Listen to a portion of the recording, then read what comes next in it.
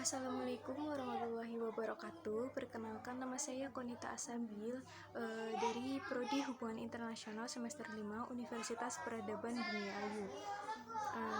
Saat ini saya mendapatkan tugas dari dosen saya, Ibu Rafika, mata kuliah Kajian Asia Pasifik, di mana tugas ini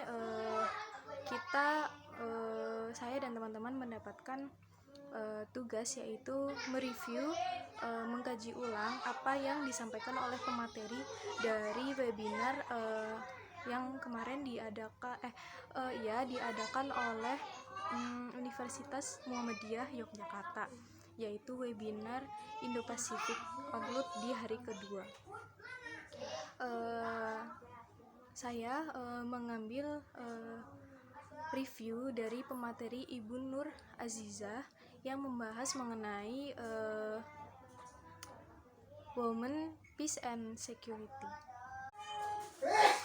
Oke, langsung saja berbicara mengenai Indonesia. Yang kita tahu sekarang ini bahwa Indonesia itu sekarang ini telah menjadi ketua sementara di Dewan Keamanan PBB. Nah, dengan jabatan Indonesia tersebut, dengan ketua sementara keamanan PBB tersebut, Indonesia pastinya harus menunjukkan jati dirinya atau identitas Indonesia. Nah, berbicara mengenai identitas Indonesia, yang pertama itu identitas diri Indonesia sebagai a true partner for world peace direalisasikan oleh Indonesia melalui berbagai kebijakan luar negerinya, termasuk juga bagaimana melibatkan perempuan secara aktif ke dalam isu perdamaian. Nah, disinilah yang menurut saya sangat menarik, bahwa isu perempuan itu sangat seksi untuk dibahas.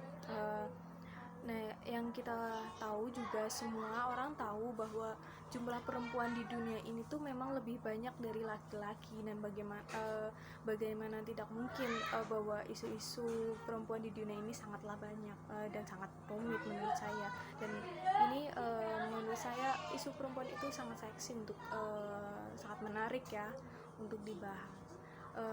Tapi di lain sisi itu juga perempuan juga mempunyai potensi untuk mewujudkan perdamaian. Kemudian di tahun 2020 dalam peringatan 20 tahun resolusi PBB tentang perempuan, perdamaian dan keamanan, Indonesia mengusulkan resolusi untuk memperkuat personal perempuan di dalam peacekeeping operation. Oke, berbicara mengenai perempuan dalam perdamaian, di bawah kepemimpinan Menteri Luar Negeri Retno Marsudi, Indonesia menempatkan isu pemberdayaan perempuan sebagai agen perubahan dalam mewujudkan perdamaian di wilayah-wilayah konflik yang terjadi di berbagai negara.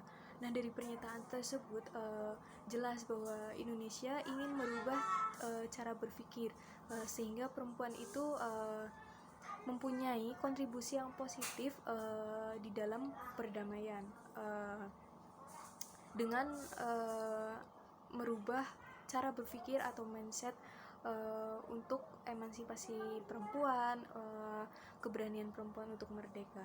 Nah, merdeka di sini bisa saja diartikan dengan merdeka untuk berani berpendapat atau yang lainnya. Dan ternyata Indonesia membentuk the Southeast Asian Network of Women Peace Negotiation and Mediator, yang bertujuan untuk meningkatkan dan memperkuat kontribusi perempuan dalam menjalin negosiasi dan perdamaian yang berkelanjutan di kawasan Asia Tenggara. Dan juga pada bulan Maret 2020, Indonesia juga membentuk The Afghanistan Indonesia Women's Network, yang bertujuan untuk meningkatkan dan memperkuat peran perempuan dalam resolusi konflik di Afghanistan. Dengan itu tadi, yaitu pemberdayaan perempuan sebagai inisiator perdamaian dan mengubah persepsi pemimpin agama terhadap perempuan.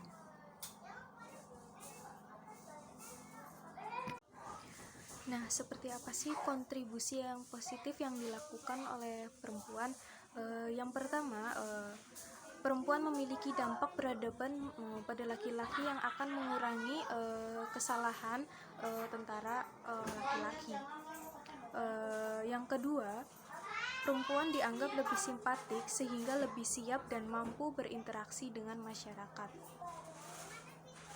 Yang ketiga, perempuan merespon lebih baik dan lebih tepat dibandingkan laki-laki dalam melibatkan korban kekerasan seksual dan yang berbasis gender.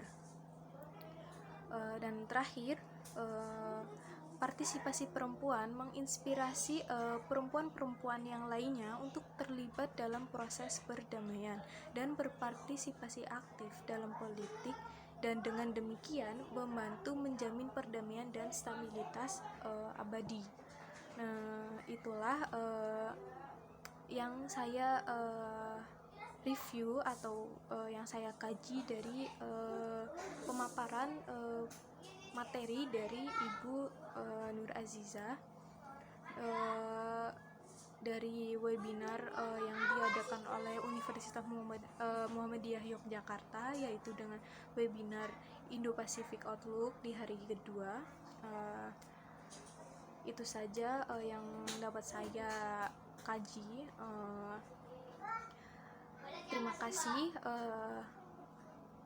Semoga bisa jelas apa yang saya tadi bicarakan.